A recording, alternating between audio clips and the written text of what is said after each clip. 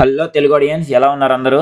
ఏంట్రా వీడు రష్యా వెళ్ళి ఎక్కలేని ఇన్ఫర్మేషన్ అంతా చెప్తున్నాడు కానీ పనికొచ్చేది ఒకటి చెప్పడం అనుకుంటున్నారు కదా. అందుకని ఇవాళ మంచి ఇన్ఫర్మేటివ్ వీడియోతో వచ్చేసాను అనమాట. రష్యాలో పెస్కో స్టేట్లో ఉన్న సిమ్ నెట్వర్క్స్ గురించి చెప్పబోతున్నాను. ఇక్కడ రెండే సిమ్లు ఉంటాయి, ఒకటి T2 సిమ్, ఇంకొకటి యోటా సిమ్. ముందు T2 సిమ్ చూద్దాం. చూసారు కదా, ఇదే అనమాట T2 సిమ్ స్టోర్ అనమాట. ఇది మన ఇండియాలో లాగా daily 1.5 GB data limit, 100% data అయిపోయి నోటిఫికేషన్స్ అయ్యే ఉండవు అనమాట. వీళ్ళు మంత్ మొత్తానికి కలిపి ఒక డేటా ప్యాక్ ఇస్తారు 50-30 అని. అదే మంత్ మొత్తం వాడుకోవాలి. మనకి T2 సిమ్లో అయితే మాత్రం ఒక 1 మంత్కి 500 రూబిల్స్కి 20 GB అనమాట. అదే 20 GB మనం మంత్ మొత్తం వాడుకోవాలి. ఇప్పుడు యోటా సిమ్ చూద్దాం రండి. ఇదిగోండి, ఇది యోటా సిమ్ స్టోర్ అనమాట. రండి లోపలికి వెళ్దాం.